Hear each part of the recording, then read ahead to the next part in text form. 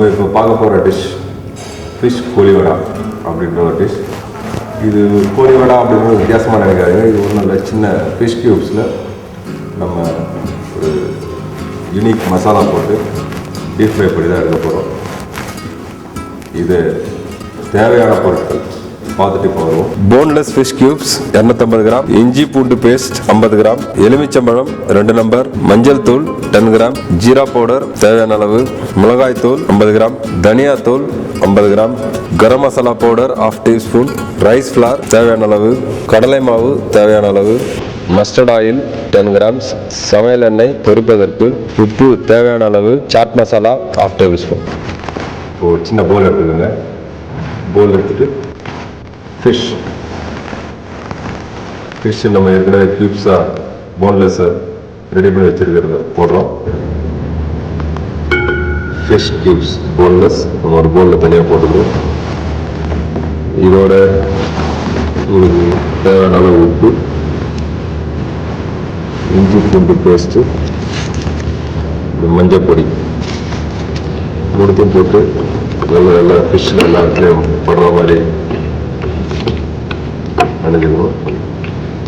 இதுக்கப்புறம் chilli powder காரம் நிறைய போட்டுக்கணும். உங்களுக்கு காரத்துக்கு தேவைப்போல் கொஞ்சம் தனியா பவுடர், ஜீரா பவுடர், கொஞ்சமாக கரம் மசாலா. ஃபிஷ்ஷில் எப்பவுமே லெமன் ஜூஸ் போட்டிங்கன்னா டேஸ்ட் உங்களுக்கு நல்லா எடுத்து கொடுக்கும். அதில் ஒரு லெமன் ஜூஸ் புழிஞ்சிக்கோங்க. இதையும் நல்லா கலக்கி வச்சுருங்க. இப்போ ஃபிஷ் ரெடியாக இருக்குது. இப்போ இதோட மசாலாக்கள் வந்து இதை மீனோட ஒட்டி இருக்கிறதுக்காக நம்ம கொஞ்சம் கடலை மிளகு கையளவு போடுறோம்.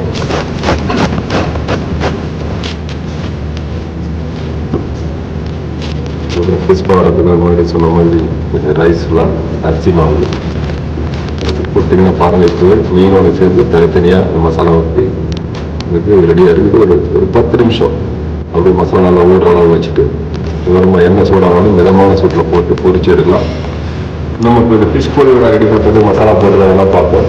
இது ஒரு முக்கியமாக எப்பவுமே இந்த ஃபிஷ்ஷுன்னு இல்லை, எந்த ஃபிஷ் ஐட்டம் நீங்கள் பண்ணாலும் அந்த ஃபிஷ் ஸ்மெல் அப்படின்னு ஃபிஷ் ஸ்மெல் ஒரு மாதிரி மீன் கவிச்சு வரும்னு சொல்லுவாங்க. அது வராமல் இருக்கணும்னா நீங்கள் எப்பவுமே மீன் வாங்கி எந்த ப்ரிப்பரேஷன் குழம்பா இருக்கட்டும், ஒரு வறுவலாக இருக்கட்டும், ஃப்ரையாக இருக்கட்டும், நீங்கள் பண்ணுறதுக்கு முன்னாடி எந்த மசாலா போடுறதுக்கு முன்னாடி இல்லை குழம்பு வைக்கிறதுக்கு முன்னாடியும் இந்த ஃபிஷ்ஷை வந்து வாஷ் பண்ணிக்கணும்.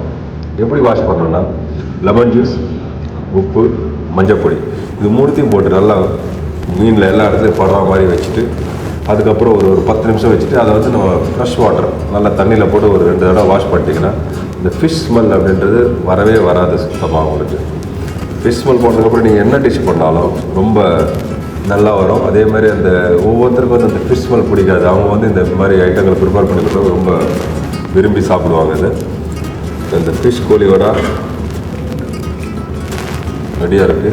இது கொஞ்சம் லைட்டாக தண்ணி போட்டிங்கன்னா இந்த மசாலா வந்து அதோட ஒட்டி வரும். இப்போது நீங்கள் எண்ணெயில் போடுறதுக்கு முன்னாடி இது மாதிரி ஃபிஷ்ஷை எடுத்து நீங்கள் நல்லா சின்ன இது மாதிரி நல்லா உருட்டி அந்த மசாலாலாம் இது உள்ளே படுற மாதிரி இது மாதிரி நல்லா அமைக்கி ஃபிஷ்ஷை வந்து ஒரு சின்ன உருண்டை வரா மாதிரி பண்ணிக்கணும். ஆக்சுவலாக நம்ம க்யூப்ஸாக தான் போட்டோம். இது மாதிரி பண்ணிங்கன்னா பொரிக்கும்போது கரெக்டான ஷேப்பில் வரும். பொரிக்கலாம்.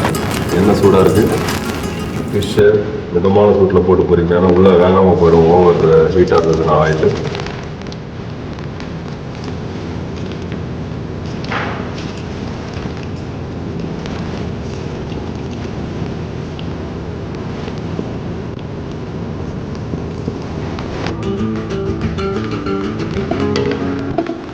ரெடி ஆகிடுச்சு. இது ஃபிஷ்ஷு அப்படின்றதுனா ரொம்ப டெலிகேட் மீட். ரொம்ப நேரம் பொரிக்கணும் இல்லையா வச்சது. சிக்கனோ இல்லை வேறு எதனா மீட் இருந்தாலும் ரொம்ப நேரம் ஆகும். ஃபிஷ்ஷுன்றதுனால ஒரு 2 மினிட்ஸ் இல்லை 3 மினிட்ஸ் பொரிச்சாலே போதும். ஃபிஷ்ஷு பொரிஞ்சு வெந்து வந்துடும். இப்போ ஃபிஷ் கோழி வடை பொரிஞ்சு ரெடியாக இருக்குது. ஸோ எப்படி சர்வ் பண்ணுறது அப்படின்றத பார்ப்போம். ஒரு சூடு போட்டாச்சு பாருங்க. இது நல்ல சின்ன சின்ன உருண்டைகள் மாதிரியே வந்துருக்குது. ஆனால் நம்ம போடும்போது ஃபிஷ் க்யூப்ஸாக தான் போட்டோம். நம்ம மசாலா மாதிரி நல்லா ஷேப் பண்ணி போடுறதுனால உங்களுக்கு இது மாதிரி கோல வடிவமாக வருது. அதனால் இது பேர் வந்து ஃபிஷ் கோழி வடை அப்படின்னு வச்சுருக்கோம். வாங்க நம்ம எப்படி ப்ரெசென்ட் பண்ணுறது அப்படின்றத பார்ப்போம்.